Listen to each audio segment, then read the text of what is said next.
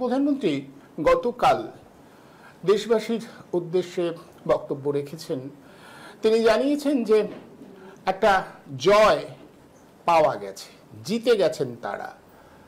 প্রতিবেশী দেশ পাকিস্তানকে একটা শিক্ষা দেওয়া গেছে। সংঘর্ষে আপাতত বিরতি ঘোষণা করা হলেও যে কোনো মুহূর্তে ভারত যে আবার আক্রমণ করতে পারে সে কথাও জানিয়েছেন আমাদের প্রধানমন্ত্রী। বারবার করে যেটা বোঝাতে চেয়েছেন, বারবার করে যেটা তিনি সবার কাছে পৌঁছে দিতে চেয়েছেন যে বার্তাটা, সেটা হলো এই যে ভারত একটা জোরদার ধাক্কা দিয়েছে প্রতিবেশী পাকিস্তানকে। ঠিক এখানেই আমাদের প্রশ্ন, গত কয়েকদিন ধরে যে সংঘর্ষের ঘটনা ঘটে চলেছিল তার পরিপ্রেক্ষিতে গোটা দেশ জুড়ে বিজেপির সমর্থকরা, তথাকথিত দেশপ্রেমের নামে যারা মিথ্যে নানা ধরনের বক্তব্য সামনে আনছিল, এবং মূলধারার মিডিয়া, আমি বলি তথাকথিত মূলধারার মিডিয়া যেভাবে সংবাদ প্রচার করে গেছিল যে দুরন্ত একটা জয় পেতে চলেছে ভারত এবং পাকিস্তানের অর্ধেক অংশ প্রায় দখল হয়ে গেছে, তার পরিপ্রেক্ষিতে আমাদের প্রধানমন্ত্রী যেভাবে ঘোষণা করলেন যে আমরা জিতেছি, তারপরে সেই হর্ষধ্বনি বিশেষ শোনা যাচ্ছে কি জিতেছি তার জন্য যে দামামা বাজের কথা ছিল চারপাশে, কি সেটা শোনা যাচ্ছে? কেমন যেন বিমর্ষ, কেমন যেন হতাশ। প্রধানমন্ত্রী বলছেন বটে, কিন্তু তার শারীরিক ভাষায় সেই উৎসাহ, উদ্দীপনা, আনন্দ দেখা যাচ্ছে। এবং তার সমর্থকদের মধ্যে গত কয়েকদিন ধরে যারা চিৎকার চেঁচামেচি করছিল, আমাদের সেনা আধিকারিকদের পক্ষ থেকে যেটা বলা হচ্ছিল দায়িত্বশীল হওয়া, সংবাদ পরিবেশনের ক্ষেত্রে সতর্ক হওয়া, সেগুলো উপেক্ষা করে যে তথাকথিত মিডিয়া প্রচার করে যাচ্ছিল নানা ধরনের উদ্ভট খবর, ঠিক এই মুহূর্তে আমরা জানি গোটা পৃথিবী জুড়ে ভারতীয় সংবাদ মাধ্যমকে নিয়ে রীতিমতো হাসি তামাশা করা হচ্ছে। যেভাবে সংবাদ মাধ্যমের একটা ছোট্ট, মানে এমনিতেই সংবাদ মাধ্যম, তথাকথিত মূলধারার সংবাদ মাধ্যম তার বিশ্বাসযোগ্যতা হারিয়ে ফেলেছিল, হাসাহাসি করছে গোটা পৃথিবীর মানুষজন, গোটা বিশ্বের তাবর যারা সংবাদ মাধ্যমের সঙ্গে যুক্ত, তারা ভারতীয় মিডিয়াকে রীতিমতো তুচ্ছ তাচ্ছিল্য করছে, হাসাহাসি করছে ভারতীয় মিডিয়ার অবস্থান নিয়ে। ঠিক এই সময় দাঁড়িয়ে কেউ কেউ অন্যরকম কথা বলতে চেয়েছিল। বেশ কিছু ইউটিউব আছে এদেশের সর্বভারতীয় ক্ষেত্রে বাংলায় মুষ্টিমেয় কয়েকজন, অধিকাংশই ওই জেহাদ ঘোষণা করবার দিকে চলে গেছিল, কিন্তু তারা যথার্থ সংবাদটা সামনে এনেছে, প্রশ্নগুলো তুলছে। যেমন ঠিক এই মুহূর্তে যে প্রশ্নটা সবচেয়ে আগে ওঠা উচিত ছিল, কিন্তু তাবেদার মিডিয়া যা ক্ষমতাকে প্রশ্ন করে না, ক্ষমতাকে প্রশ্ন করতে ভয় পায়, তারা সেটাকে পিছনে সরিয়ে দিচ্ছে। এই মুহূর্তে সব থেকে বড় প্রশ্নটা কি হওয়া উচিত ছিল? প্রশ্নটা তো এই যে ডোনাল্ড ট্রাম্প কিভাবে এই সংঘর্ষ বিরতির মধ্যস্থতা করলেন, সেটা তো তিনি খুব দাপটের সঙ্গে জানাচ্ছেন যে আমরাই এই সংঘর্ষ বিরতির মধ্যস্থতা করেছি, দুপক্ষকে বুঝিয়েছি যে সংঘর্ষ হলে ক্ষতি হবে। কি আশ্চর্য না? যুদ্ধে মানুষের ক্ষতি হয়, যুদ্ধ হলে মানুষের নানা রকম অসুবিধা হয়, এই দাবি নিয়ে যুদ্ধের বিপক্ষে শান্তি চেয়ে যদি কারা মিছিল করে তাদের উপরে আক্রমণ হবে। তথাকথিত দেশভক্তরা আক্রমণ করবেন তাদের উপরে, বলবেন যে এরা আসলে বিদেশের দালাল। অথচ ডোনাল্ড ট্রাম্পের মতো একজন রাষ্ট্রনেতা ভারতের সমস্যা এবং পাকিস্তানের সমস্যার মধ্যে ঢুকে নিজেকে অভিভাবক হিসেবে চিহ্নিত করেন, যখন সংঘর্ষ বিরতির নিদান দিয়ে দেন এবং সেই নিদান শুনে সবাই চুপ করে যায়, তখন কারোর মনে প্রশ্ন জাগে না কি ধরনের ঘটনা হলো? আমরা তো স্বাধীন সার্বভৌম একটা দেশ, ডোনাল্ড ট্রাম্প এখানে ঢুকে পড়লেন কিভাবে ঢুকে পড়তে পারলেন? আসলে এই যে বলছিলেন না, যারা এই দেশপ্রেমের উন্মাদনায় মেতে ওঠেন তারা ঠিক বোধ বুদ্ধি সজাগ রাখেন না, তাদের বোধ বুদ্ধি খুব খাটো, খুব ছোট, স্থূল বোধ বুদ্ধির অধিকারী। তারা কোথায় কি ঘটছে ঠিকঠাক নজর রাখেন না। তথাকথিত মূলধারার মিডিয়া যেদিকে তাদের নিয়ে যায় ভাবাতে, তারা সেইভাবেই ভাবেন। তারা হলে ভারতের বিদেশ সচিব বিক্রম মিস্ত্রি, তার উদ্দেশ্যে গালিগালাজ বর্ষিত হয়, ভক্তবৃন্দ তার উদ্দেশ্যে গালিগালাজ বর্ষণ করে বসলেন, তার মেয়েকে নিয়েও কুৎসিত সমস্ত মন্তব্য করলেন। এভাবে দেশপ্রেম দেখাচ্ছেন। আর আমাদের এখানে তথাকথিত দেশপ্রেমিকরা রাস্তায় রাস্তায় ঘুরে বেড়াচ্ছেন। এই প্রশ্নটা করবার মুরদ নেই কারোর, যে হঠাৎ এভাবে যুদ্ধবিরোধী থামাতে তৃতীয় পক্ষ এসে গেল কি করে। শুধু তাই নয়, আজ যা জানা গেল, গতকালই বলে দিয়েছিলেন, ডোনাল্ড ট্রাম্প বলেছিলেন যে আসলে দুটো দেশকে বাণিজ্য বিষয়ে সতর্ক করা হয়েছিল, যে যদি আমাদের দেশে বাণিজ্য করতে হয়, যদি তাদের বাণিজ্যের সহায়তা লাগে, তাহলে কিন্তু সংঘর্ষ বিরতি আনতে হবে, অর্থাৎ সংঘর্ষ থেকে বিরত থাকতে হবে। এই বার্তাটা পৌঁছে দেওয়া হয়েছিল, পরিষ্কার জানিয়ে দিয়েছিলেন ডোনাল্ড ট্রাম্প। আমাদের প্রধানমন্ত্রী তা নিয়ে কোনো মন্তব্য করেছেন? বলেছেন? জাতীয় উদ্দেশ্যে ভাষণ দিয়েছেন। ওই যে বলছিলাম না, যুদ্ধ জয় করেছে, কিন্তু সেই যুদ্ধ জয়ের যে অভিব্যক্তি বক্তব্যে থাকা উচিত, শরীরের ভাষায় ফুটে ওঠা উচিত, সেটা দেখা গেল না। কারণ অনেকগুলো অস্বস্তি আছে। যারা যথার্থ যুক্তি বুদ্ধি দিয়ে গোটা বিষয়টার মূল্যায়ন করবেন বা বিশ্লেষণ করবেন, তাদের চোখে ধরা পড়বে।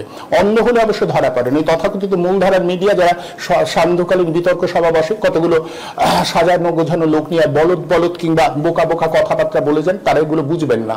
আমরা বারবার এই প্রশ্নটা করব, ডোনাল্ড ট্রাম্প কি করে চলে এলেন সামনে, কি করে বাণিজ্যের বিষয়টা দেখিয়ে তিনি যুদ্ধবিরোধী বার্তাটা দিতে পারলেন এবং সেটা মেনে নিলেন। দুদেশ একই বন্ধনীতে, ভারত এবং পাকিস্তানকে একই বন্ধনীতে রাখা হয়েছে।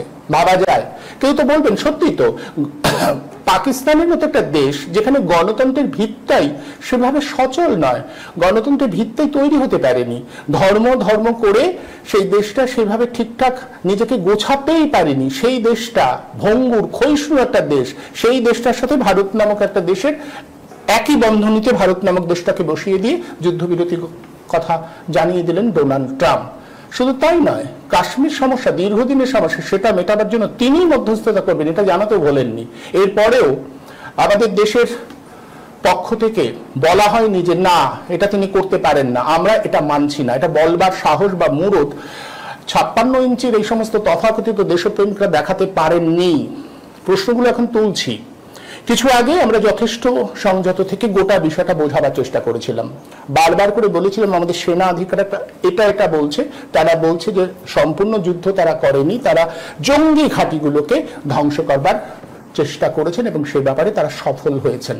তারা বারবার করে যে বার্তাটা দিয়েছিল, আমরা আমাদের ছোট পরিসরে, আমাদের চ্যানেল তো খুব বেশি লোক দেখে না, আমার ইউটিউবও খুব বেশি লোক দেখে না, কিন্তু তৎসত্ত্বেও আমরা এই বার্তাটা দিয়েছিলাম যে ভারত পাকিস্তানের মধ্যে কোনো সর্বাত্মক যুদ্ধের কথা কেউ স্বীকার করছেন না।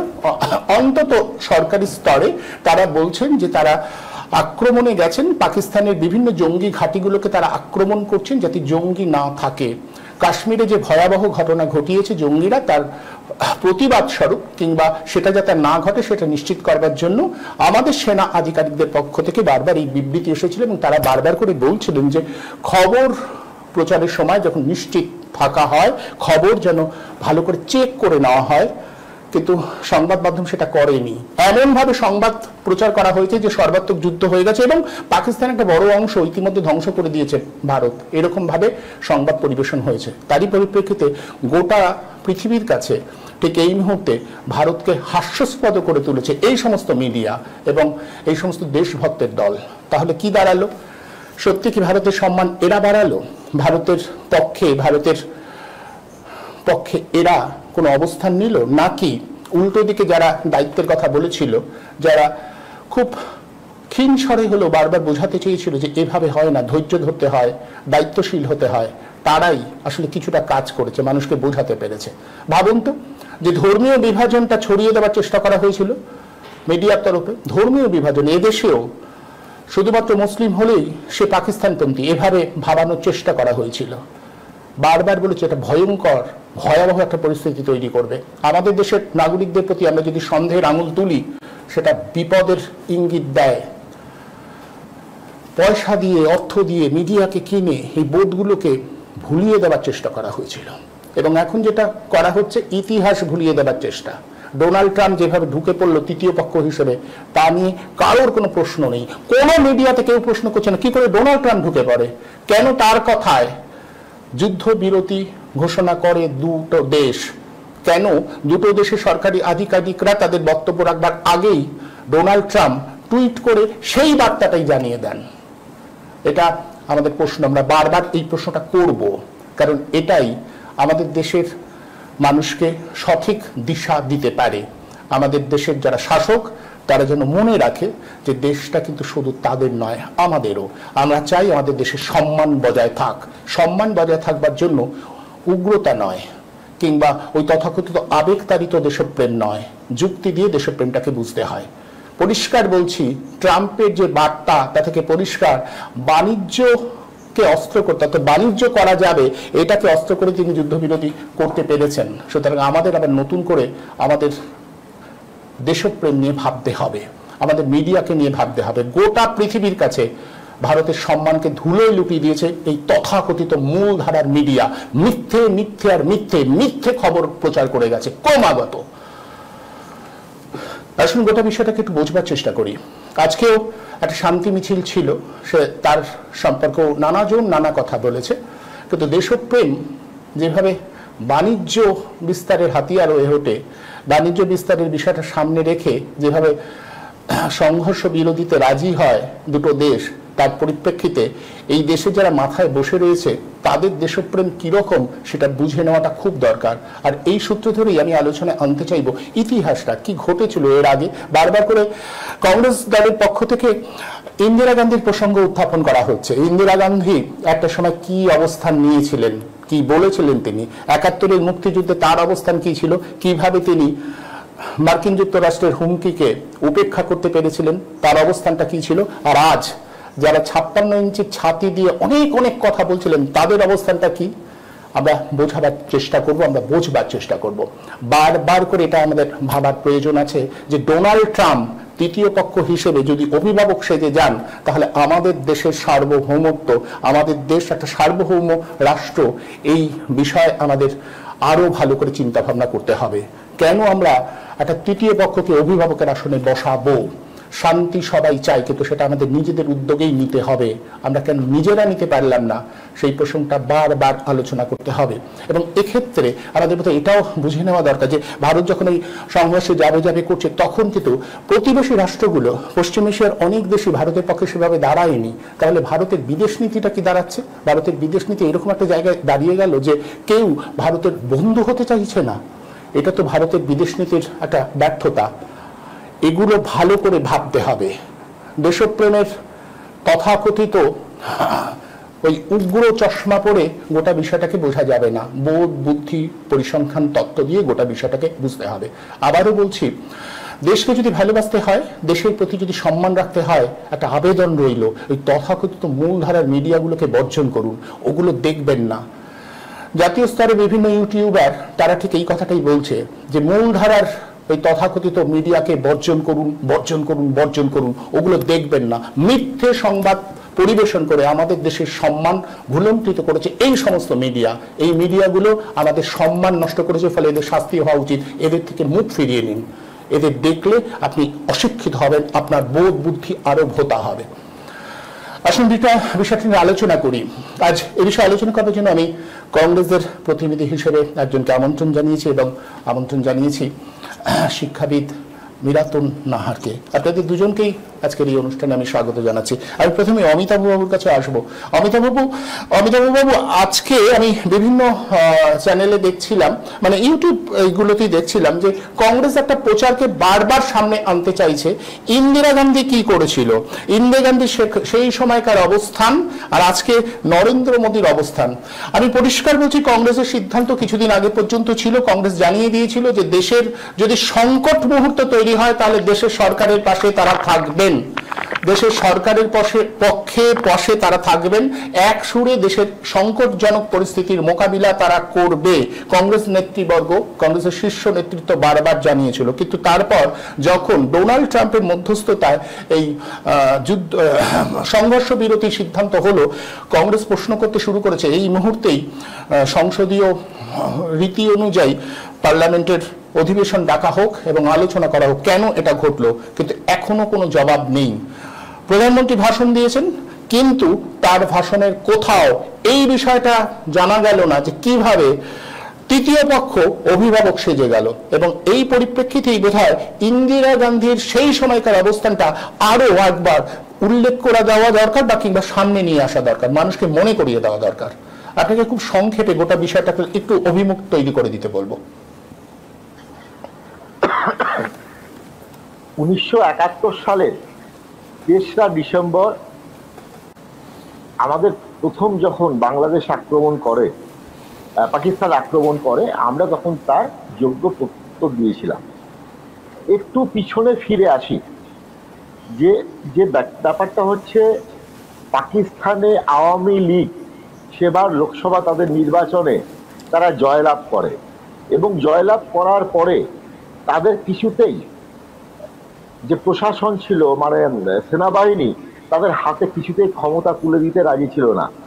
তখন বাংলাদেশের মানুষ রাস্তায় নেমে পড়ে, আওয়ামী লীগের কর্মীরা রাস্তায় নেমে পড়ে এবং চূড়ান্ত একটা সংগ্রামে লড়াই তারা করতে থাকে।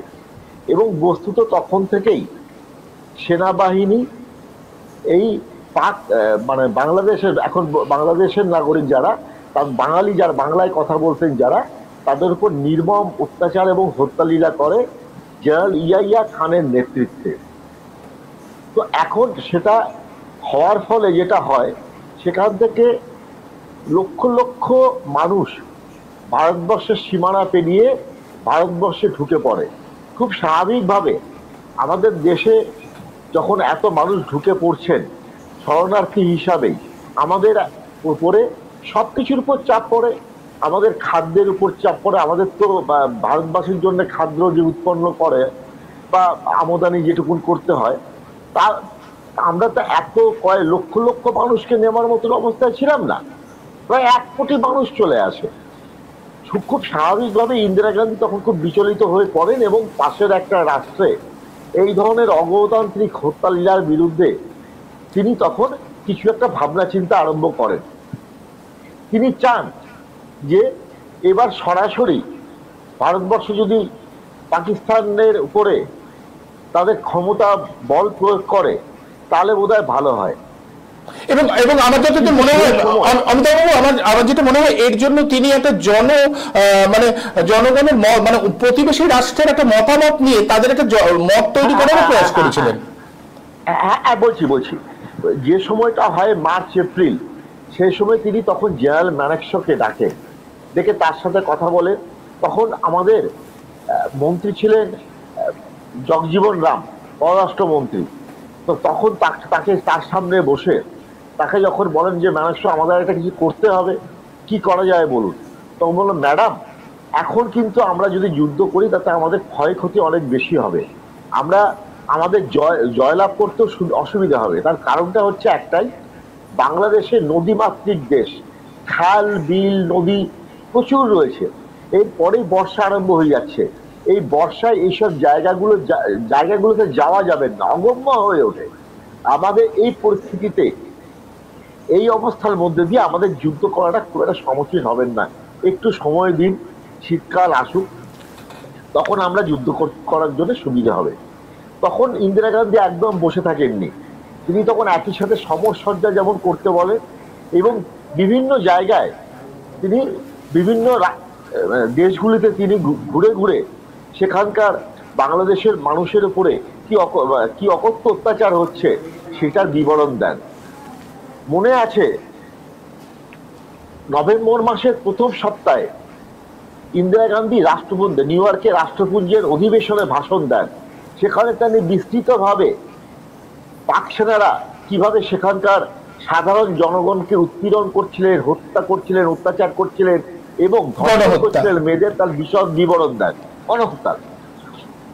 ঠিক তারপরেই 3-4 দিন পরে সম্ভবত 9 নভেম্বর 1971 সালে প্রেসিডেন্ট নিক্সনের সাথে তার একটা বৈঠকের কথা হয়েছিল, এবং সেদিন নিক্সন 45 মিনিট দেরি করে আসেন। ভাবুন কি ইন্দিরা গান্ধীকে মেলাইন করার কি চেষ্টা, তুই বসে থাক, আমি আমার খুশি মতন যাবো, এরকম ব্যাপার কোনোদিন কোনো রাষ্ট্রপ্রধান সেটা করেন না, মানে এই ধরনের ব্যবহার করেন না। এই রিসেন্টলি অবশ্য আমরা জেলেনস্কির সাথে সে ব্যবহার করতে ট্রাম্পকে দেখেছি। তো কিসিঞ্জার 45 মিনিট পরে এসে বেশি কথা না বাড়িয়ে বলে, শুনুন একটা কথা বলি ম্যাডাম, পাকিস্তান আমাদের বন্ধু দেশ, পাকিস্তানের উপর কোনো আপনারা যুদ্ধে যাবেন না, পাকিস্তানের উপর কোনো আঘাত মানে আমাদের উপর আঘাত, আমেরিকার উপর আঘাত। আমরা আমেরিকার কোনো আঘাত যদি লাগে, আমেরিকা তখন বাধ্য হবে আঘাতকে প্রতিহত করতে, আমরা উচিত শিক্ষা দিতে। তখন ইন্দিরা গান্ধী তার দিকে তাকিয়ে একটা অবজ্ঞাপূর্ণ চাহনি দিলেন, দিয়ে তারপরে বেরিয়ে এলেন। তখন তার সাথে ছিলেন হেনরি কিসিঞ্জার, সেখানকার পররাষ্ট্র সচিব।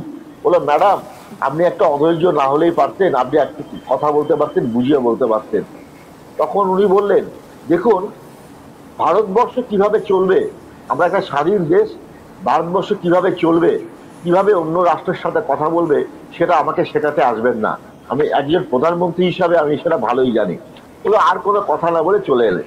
ইতিমধ্যে তার মধ্যেই তিনি রাশিয়া গিয়ে সেখানকার প্রেসিডেন্ট ব্রেজনেভের সাথে 20 বছরের শান্তি চুক্তি করলেন, এবং সেখানে লেখা ছিল, বলা ছিল যে একটা দেশকে যদি অন্য কোনো দেশ আক্রমণ করে, তাহলে আরেকটি দেশ তার পাশে সর্বশক্তি নিয়ে দাঁড়াবে। ঠিক 3রা ডিসেম্বর যখন যুদ্ধ আরম্ভ হলো, ইন্দিরা গান্ধী তখন কলকাতায়, সাথে সাথে তিনি দিল্লি ফিরে গিয়ে তিনি বললেন, এবার পাল্টা অ্যাটাক করো। এবং মাত্র কয়েকদিনের মধ্যে, 2 সপ্তাহের মধ্যে ধরাশায়িত করে কিন্তু বাংলাদেশকে তৈরি করা হয়েছিল পাকিস্তান থেকে আলাদা করে। এবং মনে আছে 3রা ডিসেম্বর যখন এই ঘটনাটি ঘটে, 6 ডিসেম্বর তখন রাগে গনগন করে হেনরি কিসিঞ্জার এবং নিক্সন ফুটছেন, তাদের সামনে বসে আছে সেখানকার তাদের যে military chief of the military, তার নাম হচ্ছে হলদারম্যান। তার সামনে তিনি ইন্দিরা গান্ধী সম্পর্কে নোংরা নোংরা কথা, ডাইনি, শকুনি ইত্যাদি ইত্যাদি বলতে আরম্ভ করেছেন, কিন্তু কোনো কথা বলতে পারছেন না যে জোর দিয়ে কি করে এটাকে রুখবেন।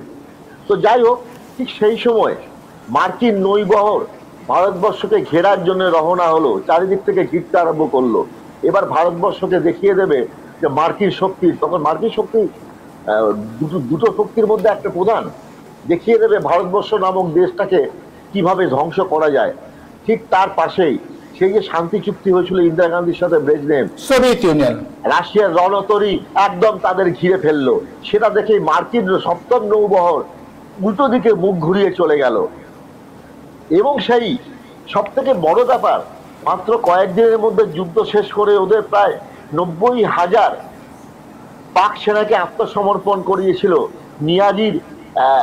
নিজে আত্মসমর্পণ করেছিল মানেকশর কাছে, এবং ভারতবর্ষ প্রথম অধিবেশন ডাকলো পার্লামেন্টে, এবং সেখানে প্রথম রাষ্ট্র হিসাবে স্বীকৃত দিল বাংলাদেশ একটা স্বাধীন রাষ্ট্র। সেই সময় অটল বিহারী বাজপেয়ী বলেছিলেন, আপনি তো দেবী দুর্গা, আপনার এশিয়ার মুক্তি সূর্য, আপনার তুলনা আপনি নিজেই। আজকে এই ঘটনাটাকে আপনারা মনে আছে, আমাদের ইন্ডিয়া গেটের সামনে আমাদের একটা অখণ্ড জ্যোতি রাখা ছিল, সেই অখণ্ড জ্যোতিটাকে সরিয়ে দিয়েছে বিজেপি প্রতীক, এবং সব থেকে বড় জয়। এবং ছড়িয়ে দিয়েছে তার কারণটা কি, এই মোদি কারো কোনো রকম, এরা তো ব্রিটিশদের সবসময় দালালি করে গেছে, কখনো কোনো ভারতবর্ষের মানুষের যে জয় সেটাকে দেখতে অভ্যস্ত নয়, যার জন্য এই জ্যোতিটা সরিয়ে দিয়েছে। এবং আজকে যেভাবে ট্রাম্পের সামনে নতজানু হয়ে আমরা চিরকাল বলে এসেছি, আমাদের পররাষ্ট্র নীতি হচ্ছে আমরা তৃতীয় পক্ষের কোন রকম ইন্টারভেনশন করতে দেব না, কাশ্মীরের ব্যাপারে বা যে কোনো ব্যাপারে। এই নীতি দিয়েই ইন্দিরা গান্ধী, রাজীব গান্ধী, নরসিমহা রাও, মনমোহন সিংহ মাথা উঁচু করে, শিরদাঁড় উঁচু করে আমেরিকা রাশিয়ার সামনে কিন্তু গিয়ে দাঁড়িয়েছেন। আজকে অবাক হয়ে দেখি ট্রাম্প একবার ধমকালো, অমনি 56 ইঞ্চি ছাতি 16 ইঞ্চিতে নেমে গেল এবং সুরসুর করে তার কথা মতন আমরা সিজ ফায়ার আরম্ভ করলাম। যখন আমাদের এটা এই পাকিস্তানের আক্রমণ নিয়ে অনেক কথা আছে, কি করে কয়েকশো কিলোমিটার বৈশরণের উপত্যকায় তারা ঢুকে পড়লো, তাদের জঙ্গিরা ঢুকে পড়লো, সেখানে তাদের অস্ত্র নিয়ে আক্রমণ করলো, এটা অনেকেই গটাপ বলে মনে করেন। আমি সে প্রসঙ্গে যাচ্ছি না। আমি বলতে চাইছি এইটাই, যদি আমরা পাকিস্তানকে একটার পর একটা ঘাঁটি দখল করে থাকি, আমরা যদি উড়িয়ে দিয়ে থাকি, তাহলে আমরা কেন আজকে পাকিস্তানকে চিরকালের মতন উচিত শিক্ষা দিয়ে আসতে পারলাম না? আজকে এই ব্যর্থতা, আমাদের সেনাবাহিনী তৈরি ছিল, কিন্তু একটা মানুষের মেরুদণ্ডটা সোজা না থাকার জন্য, শিরদায়াটা সোজা না থাকার জন্য, শুধু অহং বা মুখে বড় বড় কথা বলার জন্য আজকে আমরা ভারতবাসীরা অবাক হয়ে দেখলাম আমাদের একটা পরাজয়। আমাদের পরাজয় হয়েছে এই কারণে, আমরা কটা ট্যাঙ্ক ধ্বংস করলাম, কটা মানুষকে মারলাম তা নয়। তাহলে ভিয়েতনাম যুদ্ধে আমেরিকা তো জয় পেত, কিন্তু আমেরিকা জয় পায়নি। তার কারণ তাদের যে প্রাথমিক উদ্দেশ্য ছিল সেটা তারা ব্যর্থ হয়েছিল। ভিয়েতনামের মানুষ কিন্তু সেটাকে রুখে দিয়ে তাদের প্রাথমিক যে লক্ষ্যটাকে ধ্বংস করে দিয়েছিল। তার জন্য আজকে আমরা সবাই বলি ভিয়েতনাম জিতেছে আমেরিকার সাথে লড়াইয়ে। আজকে ভারত এই লড়াইয়ে কিন্তু আমরা পিছিয়ে পড়েছি, আমরা হেরে গেছি, আমাদের মুখে চুনকালি পড়েছে। আমরা একটা জায়গায় লড়াই করে দখল করে আমরা পাকিস্তানকে উচিত শিক্ষা দিতে না পেরে আমরা পেছিয়ে এসেছি। এই লজ্জা আমার আপনার মতন প্রত্যেকটা ভারতবাসীর, এই লজ্জা রাখার জন্য কোনো উপায় নেই। আরো একটা ইন্দিরা গান্ধী আগামী দিনে দরকার, আরো একটা কংগ্রেস সরকার আগামী দিনের দরকার, ভারতবর্ষের পররাষ্ট্র নীতিটাকে শক্তিশালী করে রাখার জন্য এবং স্বাধীন দেশ হিসাবে এটাকে বিশ্বের মানচিত্রে তুলে ধরার জন্য। একদম, আমি আপনার কথা শুনে আপনার যেটা বক্তব্য যে কংগ্রেসের যে অবস্থান, কংগ্রেস বারবার করে চেয়েছে এর আগের অবস্থান এবং আজকে নরেন্দ্র মোদী যা করছে তার সাথে অনেকটা ফারাক আছে। আরেকটা বিষয় যেটা বারবার করে মনে হবে, নরেন্দ্র মোদীকে পোস্টার বয় করবার জন্য, মানে তার পোস্টার, মানে তিনি যুদ্ধে যাচ্ছেন, এটা বোধহয় আগে কখনো হয়নি। ইন্দিরা গান্ধীর সময় আমরা আজকে ছবি দেখছিলাম, বিভিন্ন সময় ওই সেনা প্রধানরা শৈশাবত করছে, কখনো ইন্দিরা গান্ধীর সামনে এসে তার প্রচারের বোধহয় দরকার। সেখানে বোধহয় একটা পার্থক্য আছে, যেভাবে নরেন্দ্র মোদীর ইমেজ তৈরি করার চেষ্টা করা হচ্ছে গোটাটায়। আমি পরের পর্যায়ে আপনার কাছে এই বিষয়টি নিয়ে আসবো। আমি মিলাতুন্দির কাছে এবার আসি। মিলাতুন্দি, গোটা বিষয়টা যুদ্ধ নয়, শান্তি চাই, অথচ শান্তির বার্তাটা দিয়ে দিচ্ছেন অন্য আর একটা দেশের রাষ্ট্রপ্রধান। তার বার্তা মেনে দুটো দেশ সংঘর্ষ বিরতিতে যাচ্ছে। এখানে তার যারা সমর্থক, অর্থাৎ নরেন্দ্র মোদীর যারা সমর্থক, যারা তার পক্ষে, তারা খুব অদ্ভুত ভাবে যুদ্ধ নয় শান্তি চাইছেন, যারা যারা যুক্তি বুদ্ধি দিয়ে নাগরিক অবস্থান নিতে চাইছেন, নাগরিকত্ব তারা একটা অবস্থান নেবেন, তাদের বিরুদ্ধে জেহাদ ঘোষণা করছেন। এবং আজকেও দেখলাম একটা রাজনৈতিক দলের, বেশ কয়েকটা রাজনৈতিক দলের একটা শান্তি মিছিল ছিল, সেটা নিয়েও সারাদিন ধরে সামাজিক মাধ্যমে কটূক্তি, নানা ধরনের কথা বলা এবং নানা ধরনের তাদের অপদস্থ করবার প্রয়াস চলেছে। কোথাও মনে হয় না যে যুক্তি বুদ্ধিগুলো কোথাও হারিয়ে যাচ্ছে? মানে কোথায় আলোচনা হচ্ছে সেটা প্রশ্ন না করে প্রশ্নের ইয়েগুলো ঘুরিয়ে দেওয়া হচ্ছে অন্য জায়গায়। আমি যদি ধরেই নি যে শান্তি চাওয়ার বিষয়টা অন্যায়, তাহলে তারা যুদ্ধ চাই বলে মিছিল করতে পারতেন, সেটা করছেন না। এবং একেবারে উপরে দাঁড়িয়ে অন্য শক্তিধর একটা রাষ্ট্রপ্রধান, তিনি আপাতত সবাইকে বাড়ি ফিরে যেতে বলছেন, তা নিয়ে কারো কোনো প্রশ্ন নেই। কিন্তু নাগরিকরা যদি তাদের স্বাধীন মতামত সামনে আনে, তা নিয়ে অনেকের অনেক প্রশ্ন। কি অদ্ভুত না? এই প্রশ্নের উত্তর আমার কাছে আছে, সেটা আমি দেব। তার আগে যেহেতু আমাদের ভারতের অবস্থান নিয়ে আমাদের এখন মাথা ব্যথা, ভারতের শাসক দল কি অবস্থান নিয়েছে সেটা নিয়েই আমাদের ভাবনা। সেই প্রসঙ্গে তুমি এতক্ষণ যে ইন্দিরা গান্ধীর কথা নিয়ে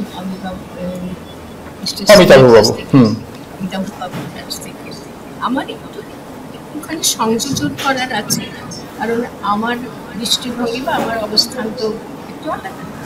ওই যে একটা সংখ্যালঘু বলে ব্যাপার আছে না, সেটা শুনলে আমার হাসি পায়। ধর্মবিশ্বাসের দিক থেকে সংখ্যালঘু, সেই সংখ্যালঘু সম্প্রদায়ভুক্ত পরিবারে আমি জন্মেছি, ফলে সেখান থেকে একটু সামান্য সংযোজন করার আছে। সেটা হলো প্রশংসা, স্তুতি নয়, নিন্দা তো নয়ই। সেইটা হলো এবং তার সঙ্গে যোগ করে দিই, সেই ইন্দিরা গান্ধীর উত্তরসূরি হিসেবে আমরা খুব মর্মাহত উত্তরসূরি কিন্তু পাই। যোগ্য উত্তরসূরি আমাদের প্রয়োজন ছিল, এই মুহূর্তে প্রয়োজন ছিল। ইন্দিরা গান্ধী যেটা দেখিয়েছিলেন 1971 সালের সময়, সেটা হচ্ছে তার ডিপ্লোম্যাটিক সেন্স বা কূটনৈতিক যে দক্ষতা, ইনসাইট বা দূরদৃষ্টি বা অন্তর্দৃষ্টি, সেটা ছিল অত্যন্ত প্রশংসনীয়।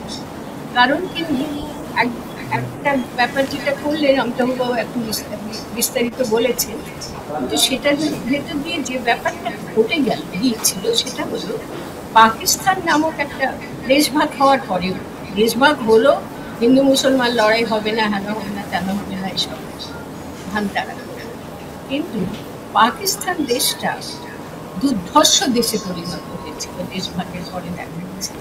এবং তারা শুধু হিন্দু মুসলমান লড়াইটা বাঁধিয়ে দিয়েই কাজ চালাতে পারে। আমি ছোটবেলা থেকে দেখেছি। তো পাকিস্তান দেশ ভাগের সময় জন্মায়নি, তারপরে জন্মেছে, তখন ছোটবেলার বয়স থেকে দেখেছি। সেই পাকিস্তানে আমাদের ভয় হতো সবসময়, পাকিস্তানে হিন্দু মুসলমান দাঙ্গা হলেই এখানে ছোটবেলা আমার খুব মনে আছে, একেবারে শিশু বয়সে ওখানে দাঙ্গা লেগেছে, রেডিওতে শুনছি, আমাদের দেশ ছেড়ে যেতে হবে না, বাবা সরকারি চাকরি করতেন ইত্যাদি, সেগুলো তার যাচ্ছি না। কিন্তু ইন্দিরা গান্ধী যেটা করলেন, সম্ভব করলেন, সেটা হলো সেই দুর্ধর্ষ পাকিস্তানের অঙ্গহানি। যে যেভাবেই বলুক না কেন, আমার মনে হয়েছে ওনার কূটনৈতিক বুদ্ধি ছিল অসম্ভব অন্যরকম ধারালো। সেই দিক থেকে দেখা যায় উনি পাকিস্তান, এই দুর্ধর্ষ পাকিস্তান যেটা মানুষের দুঃখ দুর্দশার কারণ হয়ে দাঁড়িয়েছে দুই দেশেই, তার অঙ্গহানি করতে সুযোগ নিলেন, যাই নিলেন, মুক্তিযুদ্ধটা ঘটিয়ে দিলেন। এবং মুক্তিযুদ্ধে ভারতের থেকে যে সাহায্য পাওয়া গিয়েছিল, সেই দেওয়া হয়েছিল সেই মুক্তিযুদ্ধে, সেটা অনেকেই ভেবেছিল এটা হয়তো লস হচ্ছে, কিন্তু তার অন্তর্দৃষ্টি ছিল সাংঘাতিক, যেটা একটা বিরাট ভালো কিছু করা হচ্ছে, যতটা দেওয়া হচ্ছে তার বেশি আমরা, এটা হচ্ছে একটা ব্যাপার। আমি মনে করি এই অঙ্গহানি করাটা জরুরি ছিল। সেটা কোন দৃষ্টিতে বলছি, গোটা ভারতবর্ষের দৃষ্টিভঙ্গিতে। গোটা ভারতবর্ষে দেশভাগের পরে যারা ধর্মবিশ্বাসের দিক থেকে সংখ্যালঘু বলে চিহ্নিত হলো, সেরকম একটা পরিবারের সন্তান আমি। সেই পরিবারের সন্তান হিসেবে আজ পর্যন্ত যা দেখতে আসছি তার পরিপ্রেক্ষিতে পশ্চিমবঙ্গের সংখ্যালঘু ধর্মীয় বিশ্বাসের দিক থেকে সংখ্যালঘু মুসলমান সম্প্রদায়ভুক্ত মানুষরা বহুলভাবে উপকৃত হতো। সেটা কিসের জন্য? ওই পাকিস্তানে যে দাঙ্গাটা হতো হিন্দু মুসলমানের, বাংলাদেশের উদ্ভব ঘটবার পরে বাঙালি হয়ে গেল ওরা। এটা পশ্চিমবঙ্গ, এটা পূর্ববঙ্গের বাংলাদেশই, বাংলাদেশ নামক একটা দেশের উদ্ভব ঘটল। এই বাংলাদেশের উদ্ভব পশ্চিমবঙ্গের সংখ্যালঘু মুসলমান সম্প্রদায়ভুক্ত মানুষের মনে অসম্ভব একটা স্বস্তির, অনির্বচনের স্বস্তির অনুভূতি এনে দিই। আমি নিজে ঢুকতে তখন ভাবলাম, আমরা বাড়ি শুদ্ধ সবাই ভাবলাম যা, আর আমাদের দেশ ছেড়ে যেতে হবে। বাংলাদেশে যাওয়ার তো প্রশ্ন নেই, পাকিস্তানে যাওয়ার তো প্রশ্নই হচ্ছে না, উর্দু ভাষীদের দেশে। আর বাংলাদেশ আর আমাদের দেশে নিশ্চয়ই ঝগড়া লড়াই আর হবে না। ঠিক এইভাবেই শিশু বয়স থেকে ভাবতে শিখেছিলাম। ফলে ৭১ এসে সেই স্বস্তি নিঃশ্বাসটা ফেলতে পারলাম। এটার পুরো কৃতিত্ব ইন্দিরা গান্ধী। এই যে দুটো ব্যাপার ঘটলো, হিন্দু মুসলমানের লড়াইটা এখানেও কমে যাবে, ওখানে তো কমবে, ওখানে কমবে, এবং তারই রিটালিয়েশনে, প্রতিক্রিয়া হিসেবে এখানে যেটা হতো সেটা হবে। ফলে একটা বিশাল জয়ের ব্যাপার ঘটেছে। তারপরে এই এমার্জেন্সি সেগুলো পলিটিক্যাল ব্যাপার, তার মধ্যে আমি যাচ্ছি। তার অবদানটা আমি ব্যক্তিগতভাবে আমাদের জীবনে এবং আমাদের পারিবারিক জীবনে আমরা অনুভব করেছিলাম। কোনো দলের ব্যাপার নয়, এটা তার ব্যক্তিগতভাবে তার প্রতি আমাদের মনে হয়েছে কৃতজ্ঞতার শেষ। তিনি এটা লিখে দিয়েছিলেন। একটা ডিপ্লোম্যাটিক পলিসির মধ্যে ছিল, কিন্তু সেই পলিসিটা কারোর জন্য ক্ষতিকারক হয়নি, বরং ভালো করছে। চিরকালের মধ্যে সংঘর্ষের যে সংঘর্ষ লিখেছে, সেটাকে উনি দূর করতে পেরেছিলেন। তারপরে তো আবার অন্যদিকে চলে গেল, সে অন্য কথা। সেটা আমি যেহেতু আলোচনা করছিলাম এই প্রসঙ্গে, আমার দৃষ্টিভঙ্গিটা আর অমিতাভবাবুর দৃষ্টিভঙ্গিটা একটু আলাদা।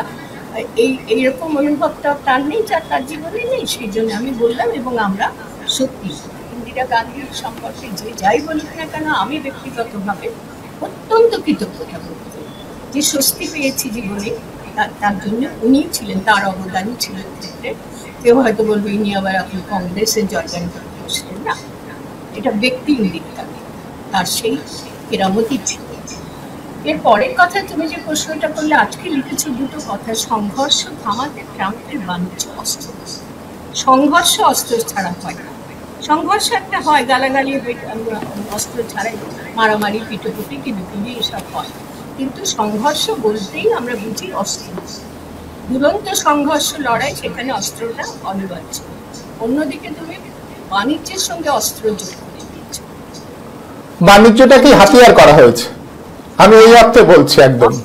মানে এখানে সংঘর্ষ, মানে যেটা অস্ত্র নির্ভর সংঘর্ষ, সেটা থামাবার জন্য ব্যবহার করা হলো বাণিজ্যের সঙ্গে সংযুক্ত, বাণিজ্যটাকে অস্ত্র হিসেবে ব্যবহার করা। চমৎকার, খুব ভালো লেগেছে আমার যে অস্ত্রর সঙ্গে সম্পৃক্ত হয়ে থাকা সংঘর্ষ, সেটাকে বাণিজ্য অস্ত্র দিয়ে থামানো। এখানে আমার একটাই কথা বলার আছে, সে কথাটি হলো, আমাদের কবিগুরু তো বলে জানলে এমন কথা নেই।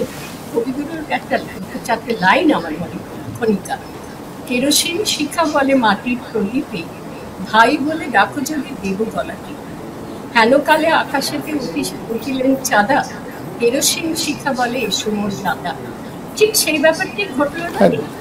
পাকিস্তান আমাদের প্রতিবেশী দেশ, পাকিস্তান তারও খুব কিছু নেই, ভারত তার থেকে একটু ভালো, আর পাকিস্তানের আছে পরমাণু অস্ত্র। এসব শুনতে পাচ্ছি আমি, এত সব বুঝতাম না, এখন শুনতে পাচ্ছি।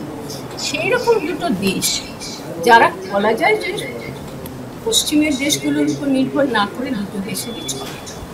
পাকিস্তান হুম্বিতম্বি যতই করুক না কেন, পাকিস্তান যে কিরকম দেশ আমরা জানি, তার ভেতরের কাঠামোটা আমরা চিনি, দিন দরিদ্র কাঠামো, কিন্তু তার বৃত্তিটাই এমন দুর্ধর্ষ দুরন্ত ভিত্তি। আমি কি না, আচ্ছা ভারত একটু নিজের দিকে তাকিয়ে দেখে না কেন, যে দেখতে যে পায় না, তার প্রমাণ হলো আজকের ট্রাম্পের অস্ত্র সফল। এই ট্রাম্পকে একটা কথা একটু মনে করে দেওয়া দরকার। এই ট্রাম্পকে আমরা কি রূপে দেখেছি, তিনি কিছুকাল হেরে বসেছিলেন, তার আগে একদম প্রথম জয়ী হলেন, কি রূপে দেখেছি, ঠিক এই আজকে আমাদের ভারতের মাথায় যারা বসে আছে নেতৃত্বে, আমি নাম করতে ভালোবাসি না, নেতৃত্বের কথা, তার যে হম্বিতম্বি রূপ, তার যে একটা সবসময় হিংসাত্মক একটা আক্রমণাত্মক ভঙ্গি, বলছি বলে তো আবার আমার বলাটাকে, যাই হোক, কিছু করার নেই, সেই রূপটা ট্রাম্পের তখন ছিল। আজকের ট্রাম্প আর কিছু বছর আগের ট্রাম্পের মধ্যে তফাৎ কি দেখতে পাওয়া যাচ্ছে না? আমি তো অন্তত বাইরে থেকে দেখছি। খুব ভালো মানুষের মধ্যে তিনি এসে মধ্যস্থতা করে দিলেন, সংঘর্ষ থামিয়ে দিলেন। আগের ট্রাম্প হলে এই সংঘর্ষ বাড়িয়ে দিলেন। এবং সম্ভবত আমার মনে হচ্ছে আমাদের নেতৃবর্গের মাথায় যিনি আছেন, তার ক্যালকুলেশনে কোথাও একটা ভুল হয়ে গেছে। ভেবেছেন পাকিস্তানের সঙ্গে সংঘর্ষে ট্রাম্পের কাছ থেকে মদত পাবে, এইটা ভুল হয়ে গেছে। এই ডিপ্লোম্যাটিক বুদ্ধিগুলো তার ইন্দিরা গান্ধীর মতন বিদ্যান্ত এরা নয়। ইন্দিরা গান্ধীর বিদ্যা বুদ্ধির তুলনা ছিল না, অত বিদুষী প্রধানমন্ত্রী আমরা কম পেয়েছি, বোধহয় পাইনি, একমাত্র বিদুষী বলে না, আরো পেয়েছি নেহরুর থেকেও আমার মনে হয় ইন্দিরা গান্ধী অনেক বেশি বিদুষী ছিলেন, বা এ নিয়ে তর্ক উঠবে, কিন্তু তার বিদ্যাবত্তাতে কোনো সংশয় নেই। সেই বিদ্যাবত্তা তো আর এনার নেই, যার ফলে ভুল হয়ে গেছে বিলকুল। সেই ভুলটা কি না, ট্রাম্পের কাছ থেকে উল্টো হয়ে গেল। ট্রাম্প বিরাট অভিভাবক, বিরাট গার্জেন। এই দুটো দেশ পাশাপাশি দেশ, কত ব্যাপারে তাদের নির্ভর করতে হয় পরস্পরের উপরে। এ যদি জল বন্ধ করে দেয় ওর কী হবে, ও যদি এটা কল বন্ধ করে দেয় ওর কী হবে, এসব জিওগ্রাফিক্যাল ব্যাপার আছে, এগুলো ভূগোলের ভূগোল তত্ত্ব রয়েছে। সেসব কিছু না বুঝে কি হলো না, পরস্পর খুব লড়ালড়ি, যুদ্ধ চাই, থামিয়ে দিল এসব ট্রাম্প বাবাজি। অদ্ভুত কাণ্ড। ট্রাম্প কোথা থেকে আসে এখানে বলো তো তুমি আমাকে, আমার তো মগজ। এবং প্রশ্ন নেই, মানে আমি বলছি এই প্রশ্নটাই তো সব থেকে গুরুত্বপূর্ণ প্রশ্ন। বিনোদিনী, কোথাও আমি ওই যে তথাকথিত মুন্ডার কালকের থেকে আমি খোঁজবার চেষ্টা করছিলাম, কোথাও প্রশ্নগুলো নেই। এবং তারপরে আজকে বিভিন্ন ইউটিউব ঘেটে, মানে দিল্লি কেন্দ্রিক যে ইউটিউব গুলো, বারবার তারা তাদের মতো করে এই প্রশ্নটাকে সামনে আনছেন এবং তারা বলছেন যে যেটা ঘটছে আজকেও একটা বিবৃতি, যে বাণিজ্য, আমি বলেছি যে তোমরা যদি সংঘর্ষে যাও তাহলে কিন্তু বাণিজ্য বন্ধ করে দেব। এটা বলবার পরে তো সরকারের স্তরে একটা বিবৃতি দেওয়া উচিত যে আপনি এরকম বলবেন না, আমরা এইটা সত্যি একটু খারাপ করে বলি, হালুম হুলুম করছিল নিজেদের মধ্যে, সংঘর্ষ একদম হালুম হুলুম, সেটা একেবারে বলতে আমরা দেখতে পাচ্ছি, ছবি চাইতে দেখতে পাচ্ছি একদম ভালো মানুষের মধ্যে বসে পড়ছে। কার পাশে কি অস্ত্র দিয়ে তিনি ওকে বশীভূত করলেন?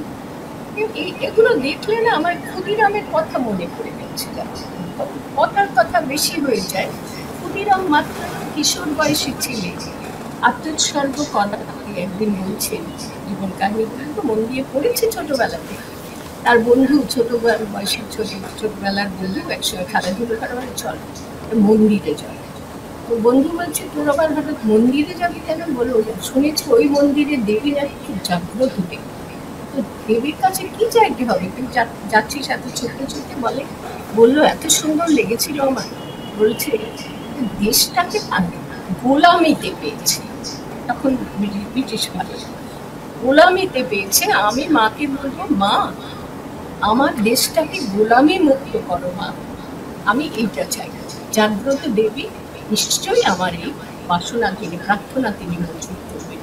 আমার না বুকের মধ্যে একটা থরথর থরথর করে কেঁপেছিল যে ওইটুকুনি ছেলে এরকম কথা বলতে পেরেছে, আমার দেশের ছেলে গোলামিতে পেয়েছে, গোলামি মুক্ত করো। আমি আজকে তারই উত্তরসূরি হিসেবে বলি, উত্তরসূরি বলছি বলে আমার মার্জনা করবেন, আমি যোগ্য উত্তরসূরি হয়তো নয়, কিন্তু তারই দেশের মানুষ। আমি আজকে বলি দেশটাকে পেয়েছে দলাদলিতে, দেশটাকে পেয়েছে গালাগালিতে, উৎসাহ, খারাপ কথা বলা, অশ্লীল কথা বলা, যা খুশি তাই বলা। আমরা সবাই শুনতে পাচ্ছি মহিলা নেত্রীর মুখে চিপটাকে টেনে ছিঁড়ে একজন বেশ ভালো নামী গায়ক, তার যত দুর্নাম যাই থাকুক না কেন, তিনি তার বাকস্বাধীনতাও তো থাকতে পারে।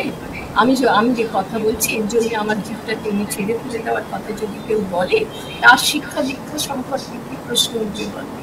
আমিও তো সেভাবে বলতে পারতাম, কিন্তু বলতে তো পারি না।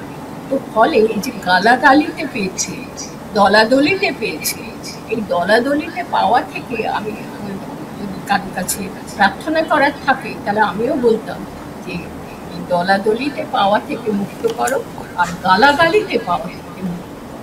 কাকে বলবো? আমি নিজের মনের কাছেই বলছি, শেষ কথা বলি, এই যে যুদ্ধ ব্যাপার, এটা সম্পর্কে শেষ কথা এটা বলে আমি শেষ করবো। নিজের বুদ্ধি দিয়ে যাবো যে মনের মধ্যে কারা যুদ্ধ চায় একটা উত্তর দেওয়ার আছে। আমাদের দেশে যারা যুদ্ধ চাইছে আর যুদ্ধটা বন্ধ করছে ট্রাম্পের কাছ থেকে অনুমতি নিয়ে বা ট্রাম্পের পরামর্শ নিয়ে, তাদের জন্য আমার বলা, যুদ্ধ যুদ্ধ কারা চায়? যুদ্ধ কেউ চায়। কারা চায়? যারা নিজের মনের মধ্যে নিরন্তর চলা যে যুদ্ধ, সেই যুদ্ধে হেরে যায় যারা, তারাই কিন্তু বাইরে যুদ্ধ চায়। এরকম সেই যুদ্ধটা তাদের প্রবৃত্তির, তাদের ভালো আমির কাছে, ভালো আমিটা হেরে যায় তাদের বন্ধু আমির কাছে। এই বন্ধু আমি আর ভালো আমি যুদ্ধে হেরে গিয়ে তারা বাইরের যুদ্ধের একটা বিশাল উন্মাদনায় ঢুকে। আমার মনে হয় যারা আজকে যুদ্ধ চাইছে তারা নিজেদের মধ্যে ভালো আমি আর বন্ধু আমির লড়াইয়ে হেরে গিয়ে বাইরের যুদ্ধতে উন্মাদনাটা পোহাতে চাইছে।